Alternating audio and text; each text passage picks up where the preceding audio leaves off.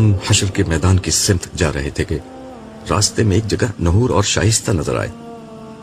انہیں دیکھ کر میری حس سے مزاح بیدار ہو گئی۔ میں نے صالح سے کہا، آؤ ذرا چلتے چلتے انہیں تنگ کرتے جائیں۔ ان دونوں کا رخ جھیل کی طرف تھا، اس لیے وہ ہمیں قریب آتے ہوئے دیکھ نہیں سکے۔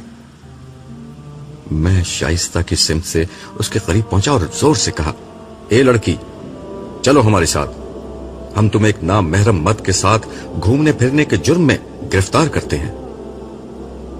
شائستہ میری بلند آواز اور سخت لہجے سے ایک دم گھبرا کر پلٹی، تاہم نحور پر میری بات کا کوئی اثر نہیں ہوا۔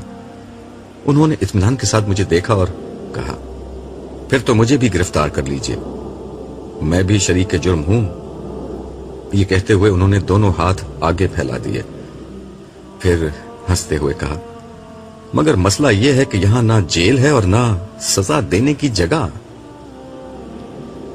جیل تو یہاں نہیں ہے مگر سزا ضرور مل سکتی ہے، وہ یہ کہ مغویہ ہی کے ساتھ آپ کی شادی کروا دی جائے۔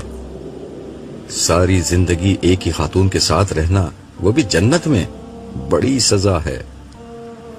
اس پر نحور نے ایک زوردار قہقہہ بلند کیا۔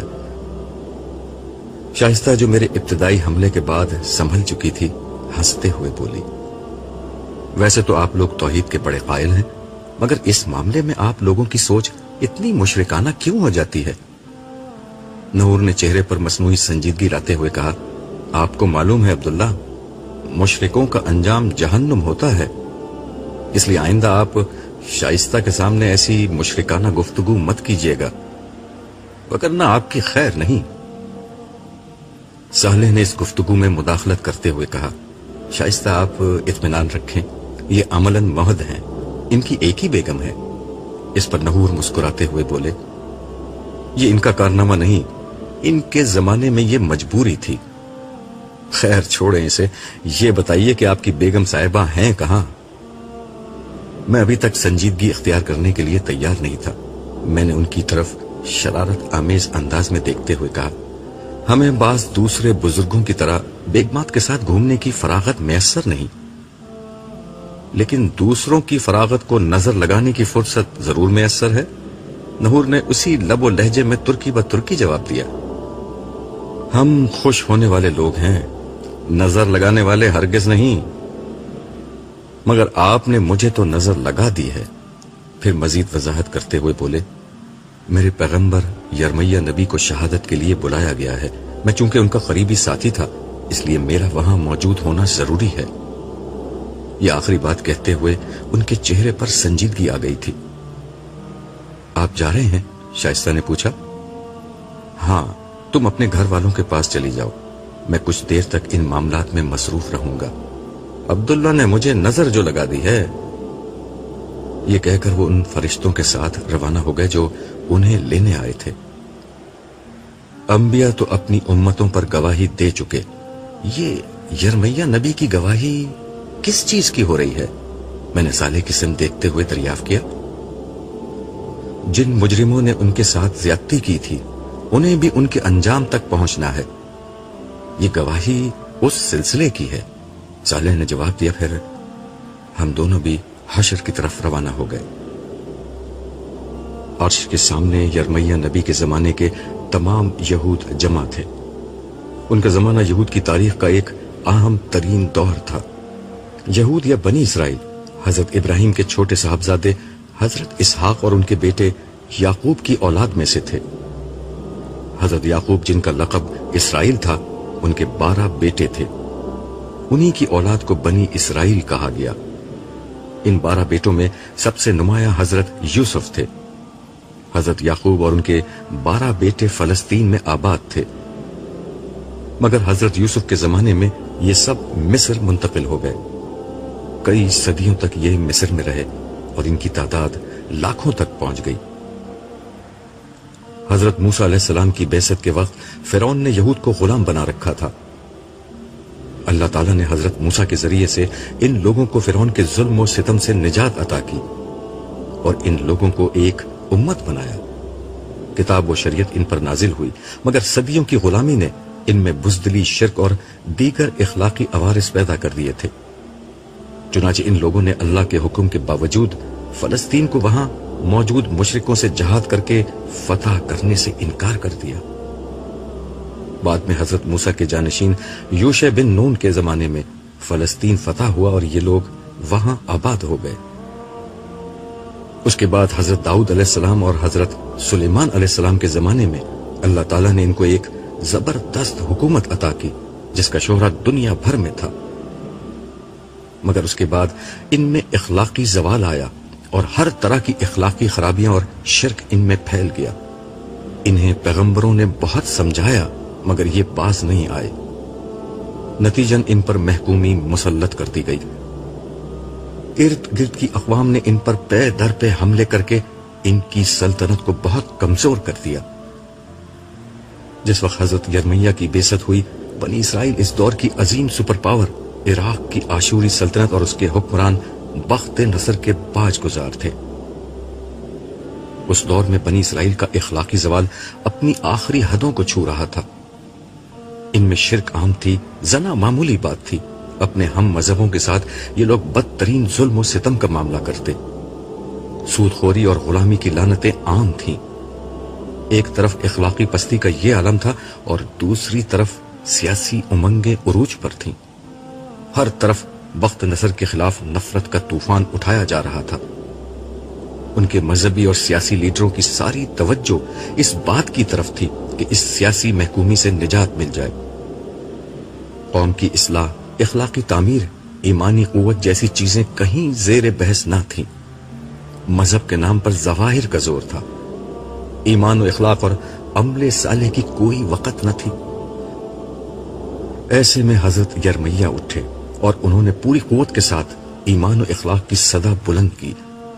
उन्होंने अहले मजहब और अहले सियासत को उनके रवैये पर तनकीद का निशाना बनाया। उनकी इखलाकी कमजोरियों, शिर्क और दीगर जराइम पर उन्हें तंबीह की। इसके साथ साथ आपने अपनी कौम को सख्ती से इस बात पर मुतनब्बे किया कि वो बख्त नसर के खिलाफ बगावत का ख्याल दिल से निकाल दें। उन्हें समझाया कि जज्बात में आकर उन्होंने अगर ये हिमाकत की तो बख्त नसर कहर इलाही बनकर उन पर नाजिल हो जाएगा। मगर उनकी कौम बाज ना आई। उसने उन्हें कुएं में उल्टा लटका दिया और फिर जेल में डाल दिया। इसके साथ उन्होंने बख्त नसर के खिलाफ बगावत की, जिसके नतीजे में बख्त नसर ने हमला किया। 6 लाख यहूदियों को उसने कत्ल किया और 6 लाख को गुलाम बनाकर साथ ले गया। यरूशलेम की ईंट से ईंट बजा दी गई। पूरा शहर खाक को खून में बदल गया। कुरान मजीद ने इस वाक़े को बयान किया और यह बताया कि हमला आवर लोग दरअसल कहर इलाही थे, क्योंकि बनी इसराइल ने जमीन पर फसाद मचा रखा था। मैं इसी सोच में था कि साले ने गालिबन मेरे ख्यालात पढ़कर कहा, ठीक यही काम तुम्हारे जमाने में तुम्हारी कौम कर रही थी।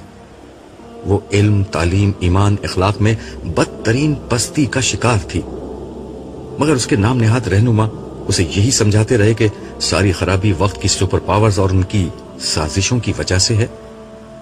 ईमान और इखलाक की इस्लाह के बजाय सियासी गलबा और इख्तिदार ही उनकी मंजिल बन गई। मिलावट, करप्शन, नाजायज मुनाफाखोरी, मुनाफिकत और शिर्क कौम के असल मसाइल थे। खत्म नबूवत के बाद उनकी जिम्मेदारी थी कि वो दुनिया भर में इस्लाम का पैगाम पहुंचाते, मगर इन लोगों ने कौम की इस्लाह और गैर मुस्लिमों को इस्लाम का पैगाम पहुंचाने के बजाय गैर मुस्लिमों से नफरत को अपना वतीरा बना लिया। इनके खिलाफ जंगो जदल का महाज खोल दिया।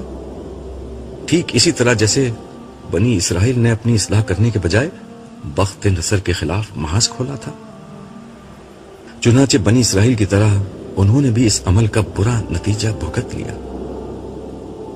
इसी असना में ऐलान हुआ, यरमिया को पेश किया जाए। थोड़ी देर में यरमिया अलैहिस्सलाम कुछ फरिश्तों की मय्यत में तशरीफ लाए। वो अर्श के सामने खड़े हो गए, मगर उन्होंने कुछ कहा नहीं। साले ने कहा, अल्लाह ताला अपने नबी का मुकदमा खुद पेश करेंगे।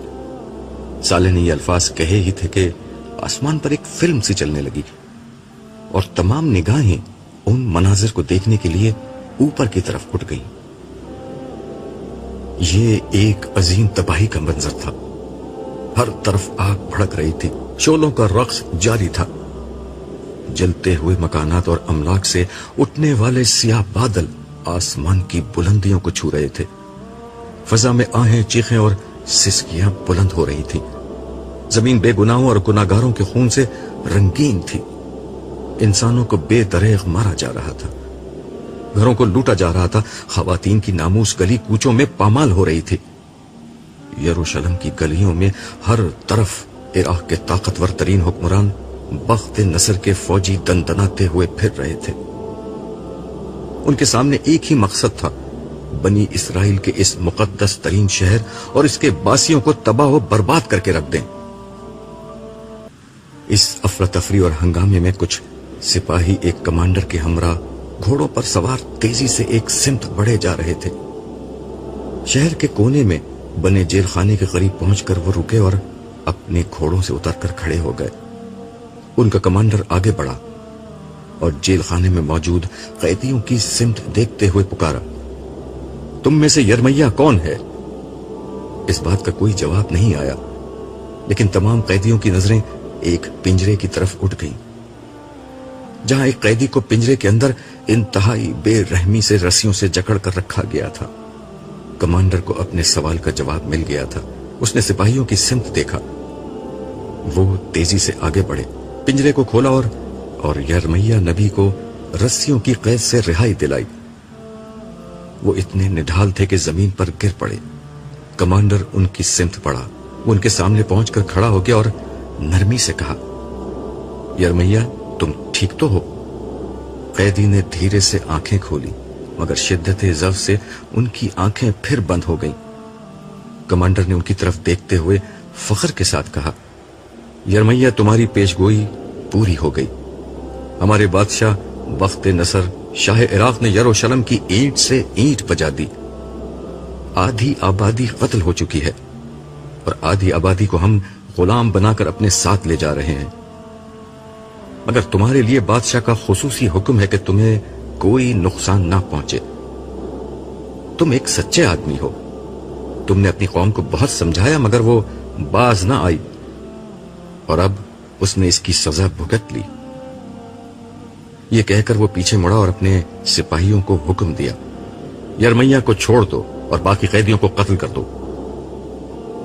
اس کے بعد اس شہر کے آدمیوں کے لہو سے اپنی پیاس بجھاؤ اور ان کی عورتوں سے اپنے خون کی گرمی کو ٹھنڈا کرو. جو چیز ہاتھ آئے اسے لوٹ لو اور جو باقی بچے اسے آگ لگا دو. قیدیوں کو قتل کر دیا گیا اور سپاہی لوٹ مار کے لیے دوسری سمتوں میں نکل گئے. یرمیہ علیہ السلام پوری قوت مجتمع کر کے اٹھے اور پنجرے کی دیوار کا سہارا لے کر بیٹھ گئے. ان کی آنکھوں کے سامنے ان کا شہر جل رہا تھا.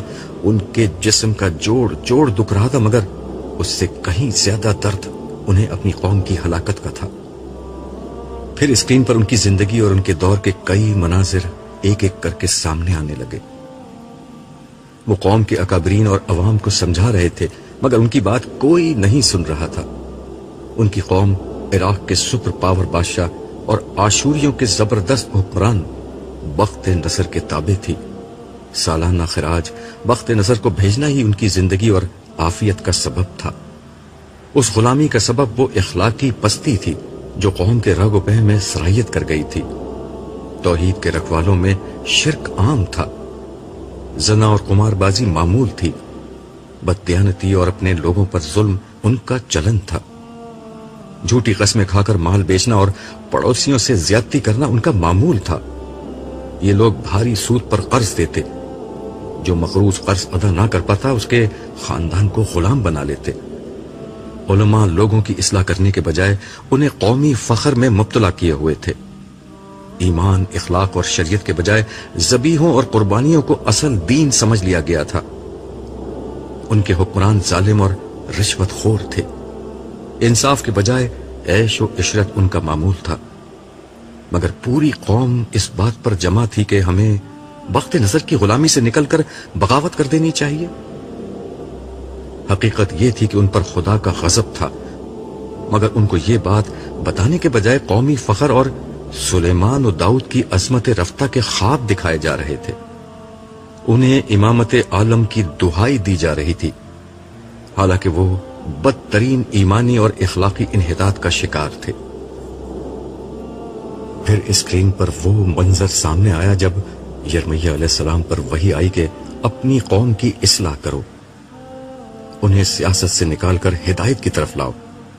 ایک دفعہ سچی خدا پرستی پیدا ہو گئی تو سیاست میں بھی تم ہی غالب ہوگے۔ انہیں حکم تھا کہ وہ شادی کر کے گھر بسانے کے بجائے قوم کو آنے والی تباہی سے خبردار کریں، مگر جب یرمیہ علیہ السلام یہ پیغام لے کر اٹھے تو ہر طرف سے ان کی مخالفت شروع ہو گئی۔ خدا کے اس نبی نے اپنے زمانے کے عوام و خاص، اہل مذہب اور اہل سیاست سب کو پکارا، مگر گنتی کے چند لوگوں کے سوا کسی نے ان کی بات نہ سنی۔ ان کی دعوت بالکل سادہ تھی، بخت نظر سے ٹکرانے کے بجائے اپنے ایمان و اخلاق کی اصلاح کرو۔ اسکرین پر سب سے زیادہ ڈرامائی منظر وہ تھا جب یرمیہ نبی بادشاہ کے دربار میں لکڑی کا جوا، ہل کا وہ حصہ جو جانوروں کو جوتنے کے لیے ان کے گلے پر ڈالا جاتا ہے، پہن کر پہنچ گئے تھے۔ یہ ان لوگوں کو سمجھانے کی آخری کوشش تھی کہ اس وقت تم پر لکڑی کا جوا ڈلا ہوا ہے، اسے توڑنے کی کوشش کرو گے تو لوہے کے جوے میں جکڑ دیے جاؤ گے۔ مگر درباریوں اور اہل علم نے ان کو بخت نصر کا ایجنٹ قرار دے دیا۔ بادشاہ نے آگے بڑھ کر لکڑی کا جوا تلوار سے کاٹ ڈالا۔ اس کے ساتھ ہی فیصلہ ہو گیا، اب ان کے گلے میں لوہے کی بیڑیاں ڈالی جائیں گی۔ اللہ کے اس نبی کو بخت نصر کا ایجنٹ قرار دے کر بطور سزا پہلے کنویں میں الٹا لٹکایا گیا اور پھر ایک پنجرے میں باندھ دیا گیا۔ بخت نصر کے خلاف بغاوت کر دی گئی۔ جواب میں بخت نصر عذاب الہی بن کر ٹوٹ پڑا۔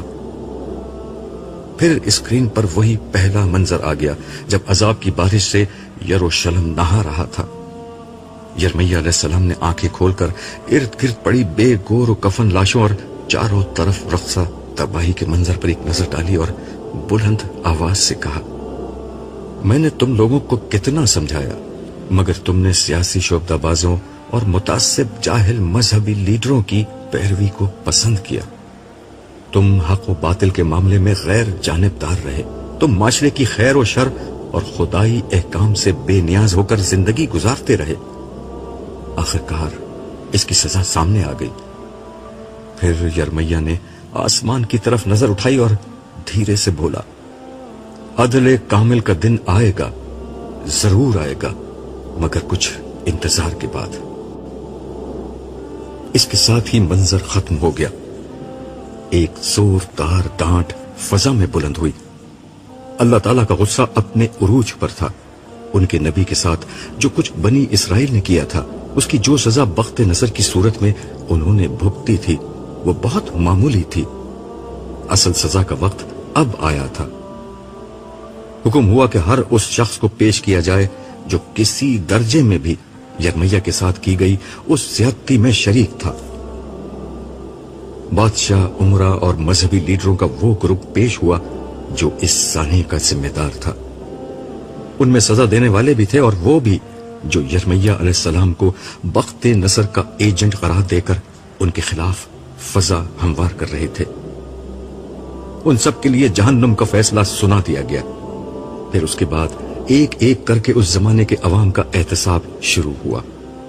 نبی کے مجرموں کا احتساب جس طرح ہونا چاہیے تھا ویسے ہی ہوا، اور ہر مجرم کے لیے بدترین سزا کا فیصلہ ہو گیا۔ میں اس دفعہ حشر میں دیر تک کھڑا رہا اور لوگوں کا حساب کتاب دیکھتا رہا۔ سچی بات یہ ہے کہ اس سے قبل میں نے چند ہی لوگوں کا حساب کتاب دیکھا تھا، مگر اب اندازہ ہو رہا تھا کہ اللہ تعالیٰ انتہائی مکمل اور جامع حساب کر رہے ہیں۔ ہر شخص کے حالات، اس کے ماحول اور اس کی تربیت اور پرورش کے نتیجے میں بننے والی نفسیات کی روشنی میں اس کے اعمال کا جائزہ لیا جا رہا تھا۔ لوگوں نے رائی کے دانے کے برابر بھی عمل کیا تو وہ ان کی کتاب اعمال میں موجود تھا۔ ان کی نیت، محرکات اور اعمال، ہر چیز کو پرکھا جا رہا تھا۔ فرشتوں کا ریکارڈ، دیگر انسان اور در و دیوار، اور سب سے بڑھ کر انسان کے اپنے اعضاء گواہی میں پیش ہو رہے تھے۔ ان سب کی روشنی ہی میں کسی شخص کے ابدی مستقبل کا فیصلہ سنایا جاتا۔ یوں इंसान पर राई के दाने के बराबर भी जुल्म नहीं हो रहा था। जिसको मुआफ करने की जरा भी गुंजाइश होती उसे मुआफ कर दिया जाता।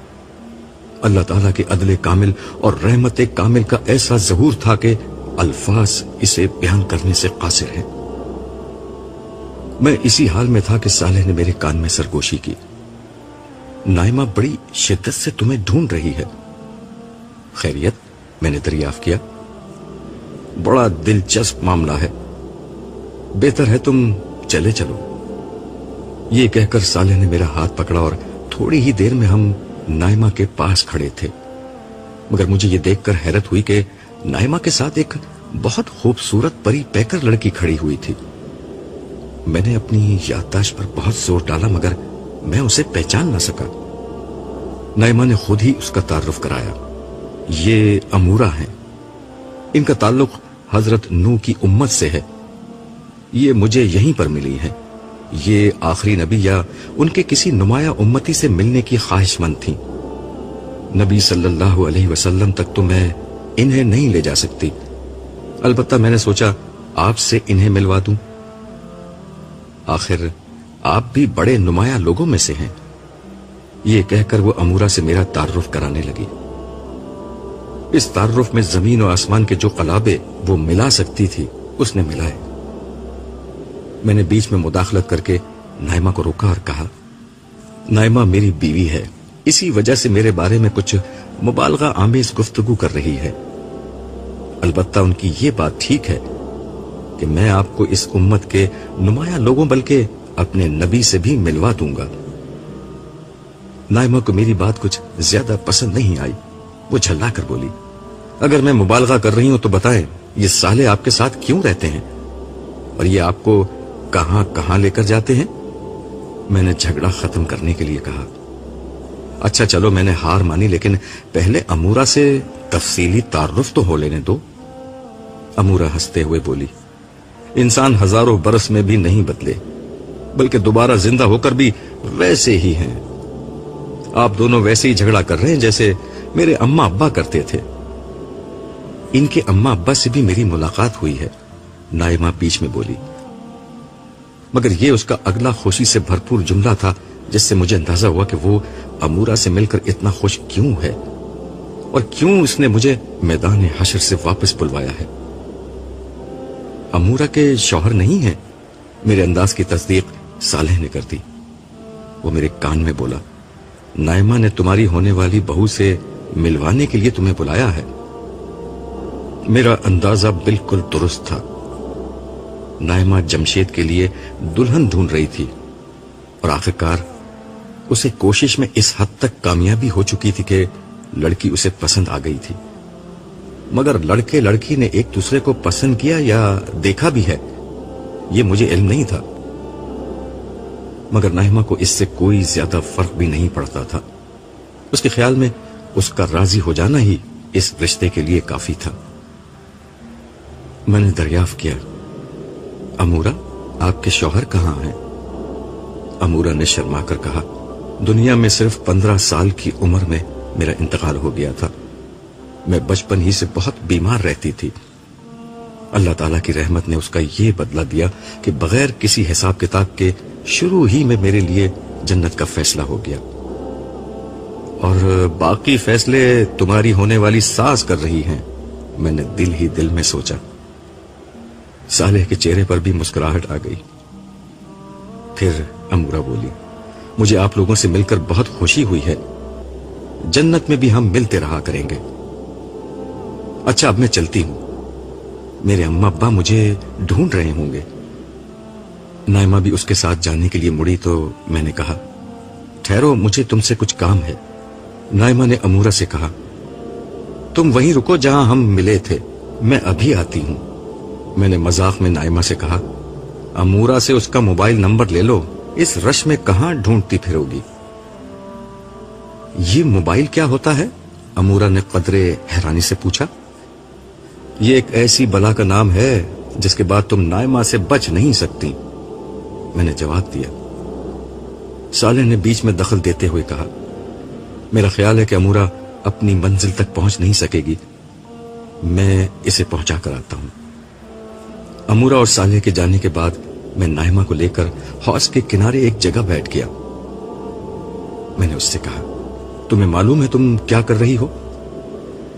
ہاں، میں نے جمشید کے لیے امورا کو پسند کیا ہے، مجھے معلوم ہے، مگر تمہیں معلوم ہے کہ تمہاری پسند سے کچھ نہیں ہوگا؟ مجھے معلوم ہے، مگر پچھلی دنیا میں ہما کے تجربے کے بعد اب جمشید میرے سامنے کچھ نہیں بول سکتا، اور امورا کے والدین سے میں بات کر چکی ہوں، یعنی متعلقہ فریقوں لڑکا اور لڑکی دونوں کے علم میں یہ بات نہیں ہے، نہ ان کی مرضی لی گئی، اور سب کچھ تم نے طے کر دیا؟ نائمہ، یہ دنیا نہیں ہے، ہم یہاں ماں باپ بس رسمی حیثیت رکھتے ہیں، یہاں وہی ہوگا جو ان لوگوں کی مرضی ہوگی، اس لیے اپنے دل میں کوئی امید باندھنے سے پہلے ان دونوں سے پوچھ لو، اور اگر انہوں نے انکار کر دیا تو اور بہت لڑکیاں ہیں، آج کسی چیز کی کمی نہیں، تم اس معاملے میں بے فکر ہو جاؤ۔ نائمہ خاموش ہو گئی، مگر اس کا ذہن ابھی تک اپنی بہو میں الجھا ہوا تھا۔ میں نے اسے دیکھتے ہوئے کہا، نائمہ، ہمیں پہلی دفعہ یہاں تنہائی میسر آئی ہے، تم کچھ دیر کے لیے اپنی مادرانہ شفقت کو کونے میں رکھ دو اور یہ دیکھو کہ یہاں کتنا اچھا ماحول ہے۔ پھر میں نے اس سے کہا، تمہیں یاد ہے نائمہ، ہم نے کتنے مشکل وقت ساتھ ساتھ دیکھے تھے، خدا کا پیغام اس کے بندوں تک پہنچانے کے لیے میں نے اپنی زندگی لگا دی، اپنا کیریئر، اپنی جوانی، اپنا ہر سانس اسی کام کے لیے وقف کر دیا، مگر دیکھو نائمہ، میں نے جو سودا کیا تھا اس میں کوئی خسارہ نہیں ہوا۔ میں تم سے دنیا میں کہا کرتا تھا نا کہ جو خدا کے ساتھ سودا کرتا ہے وہ کبھی گھاٹا نہیں اٹھاتا۔ دیکھو ہم ہر خسارے سے بچ گئے، کتنی شاندار کامیابی ہمیں نصیب ہوئی ہے، ہم جیت گئے نائمہ، ہم جیت گئے۔ اب زندگی ہے موت ختم، اب جوانی ہے بڑھاپا ختم، اب صحت ہے بیماری ختم، اب امیری ہے غربت ختم، اب ہمیشہ رہنے والی خوشیاں ہیں اور سارے دکھ ختم۔ مجھے تو اب کوئی دکھ یاد بھی نہیں آ رہا۔ ہاں، آج کسی جنتی کو نہ دنیا کا کوئی دکھ یاد ہے اور نہ کسی جہنمی کو دنیا کا کوئی سکھ یاد ہے۔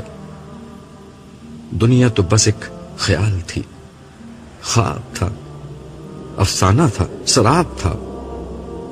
حقیقت تو اب شروع ہوئی ہے، زندگی تو اب شروع ہوئی ہے۔ ذرا سامنے دیکھیے، سما بدل رہا ہے۔ میں نے اس کے کہنے سے توجہ کی تو احساس ہوا کہ واقعی اب شام ڈھلنے کے بالکل قریب ہو چکی ہے، اب مغرب کے جھٹپٹے کا سا وقت ہو رہا تھا۔ مجھے احساس ہوا کہ یہ تبدیلی کسی اہم بات کا پیش خیمہ ہے۔ پیچھے سے ایک آواز آئی، ہاں تم ٹھیک سمجھے، یہ صالح کی آواز تھی۔ وہ میرے قریب بیٹھتے ہوئے بولا، اس تبدیلی کا مطلب یہ ہے کہ حساب کتاب ختم ہو رہا ہے، تمام لوگوں کا حساب کتاب ہو چکا ہے۔ پہلے یہ بتاؤ، تم امورا کو چھوڑ کر کہاں رہ گئے تھے؟ تم نہ پانی پینے جا سکتے ہو، نہ بیت الخلا جانا تمہارے لیے ممکن ہے، پھر تم تھے کہاں؟ میں امسائل کے ساتھ تھا۔ اس کے ساتھ ہی امسائل پیچھے سے نکل کر سلام کرتا ہوا سامنے آ کر کھڑا ہو گیا۔ یہ میرے الٹے ہاتھ کا فرشتہ تھا۔ میں نے سلام کا جواب دیا اور ہنستے ہوئے صالح سے دریافت کیا، ان کی وجہ نزول؟ حساب کتاب ختم ہو چکا، اب تمہیں پیش ہونا ہے، ہم دونوں مل کر تمہیں اللہ تعالیٰ کے حضور پیش کریں گے۔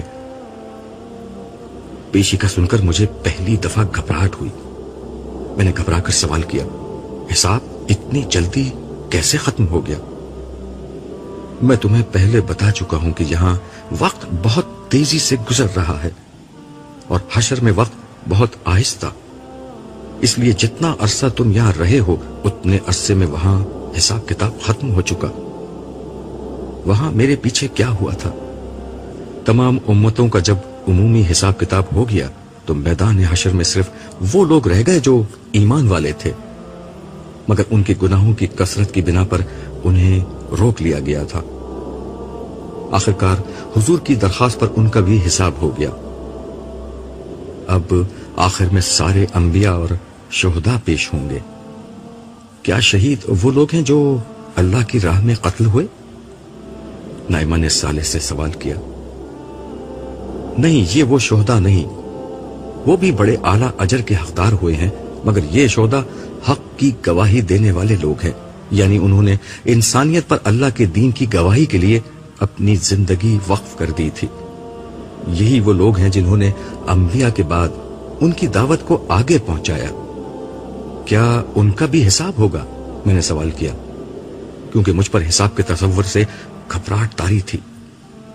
نہیں، بس بارگاہ ربوبیت میں ان کی پیشی ہوگی اور ان کی نجات کا اعلان ہوگا۔ لیکن اللہ تعالیٰ رب العالمین اور مالک کل ہیں، وہ جب چاہیں جس کا چاہیں حساب کر سکتے ہیں، کوئی بھی ان کو روک نہیں سکتا۔ میں خدا کے اختیار کا بیان کر رہا ہوں، یہ نہیں کہہ رہا کہ اللہ تعالیٰ یہ کریں گے۔ دراصل اب جنت و جہنم میں داخلے کا وقت آ رہا ہے، چنانچہ اب اہل جنت اور اہل جہنم سب کو میدان حشر میں جمع کر دیا جائے گا۔ ان سب کے سامنے انبیاء اور شہداء کی کامیابی کا اعلان ہوگا۔ پھر گروہ در گروہ وہ نیک و بد لوگوں کو جنت و جہنم میں بھیجا جائے گا، جس کے بعد ختم نہ ہونے والی زندگی شروع ہو جائے گی۔